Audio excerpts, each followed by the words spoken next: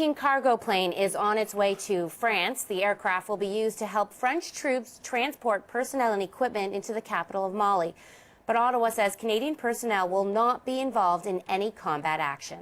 There's a region of the world right now that is deemed to be quite unstable. And as the Prime Minister has indicated, we have seen a deterioration of the security situation in Mali. Canada has a history of having supported Mali in the past. We have an obvious interest and stake in seeing stability and democracy return to that country. And for more on Mali, we have Scott Taylor, publisher and editor of Esprit de Corps magazine in Ottawa. So, Scott, what's your take on Canada's contribution to the intervention in Mali? Well, I think, what Peter MacKay is saying is a little bit understated. He's saying that we've got some involvement in the region. The fact is we've got some responsibility directly to Mali for the present situation that they're in. Right. Part of that being the operation that we took command of against Muammar Gaddafi in Libya. Failure after that, the collapse of his regime to secure his arsenals and to get back the weapons we gave to the rebels led to that country being awash in all kinds of munitions and weaponry, which a lot of it was picked up by the Tuaregs, who originally were from Mali, and they went back and used that in their own war of separation, which was already ongoing, and they were aided and abetted by al-Qaeda in the Islamic Maghreb, and have been very successful in securing a large swath of northern Mali, and have been sitting there for the last 9 months. So this isn't something which has been really escalating, but of course the Mali military has been unable to cope with them.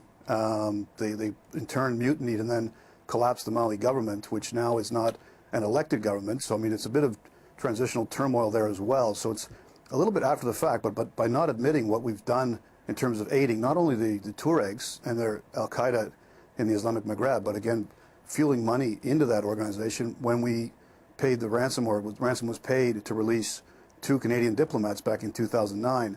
Some 5 million euros were paid to release Bob Fowler and Louis Gay. If people recall, they were being held by the al-Qaeda Islamic Maghreb at that time. So we pumped money in, and we also had pressure on the Mali government to release 4 of the AQIM operatives that were being held in their jails. So we released their personnel, we released money to them, and then provided an arsenal in the form of the aftermath in Libya. So yeah, we're directly involved and got some responsibility to clean up that mess. Okay, so given all of that, what should Canada's role in Mali be? Because right now we're only providing a logistical support, not military intervention. To the French force, which has taken the lead for sure in this. The UN resolutions did not authorize Western-led operations. That said it was to be an African-led mission, but obviously the French are saying, look, this needs to be dealt with and dealt with fairly quickly. So they're operating in a very large format. They've already got 750 troops on the ground. They're already launching airstrikes. They're going to deploy up to 2,500 troops. And this is in advance of a projected African Union sort of force that's going to come together. Some 8 or 9 countries going to provide up to 3,300 troops. Now, how that's going to be effective, I don't know. Countries like Togo providing 200 troops here and there. A mishmash, which would probably be very ill-equipped to deal with these well-entrenched, very fanatical Islamic fighters that have taken control of the north of Mali. You mentioned that they're well entrenched. I'm curious how big a problem collateral damage is in this kind of situation. Well, the unique part of this is it's fairly uninhabited, almost uninhabitable stretch of the Sahara. This huge area that's there, but these Tuaregs, Timbuktu is in the middle of this region, which of course we've used as the synonym for being in the middle of nowhere, right? This is very remote. The challenge here will be the terrain, will be the climate, and just simply getting out there logistically to be able to deal with these guys, who again could very easily melt away. Right now they're posturing, they've been able to secure this area that they can operate in freely and independently, but if they are challenged, again they can just disappear back across these fictitious borders that are there in these areas between Niger and Libya, etc., in that part of the Central Sahara. Those lines that were drawn by the colonial masters as to where the countries exist really don't exist in the middle of the Sahara. So you mentioned that in total right now we know the number for France soldiers 2,500.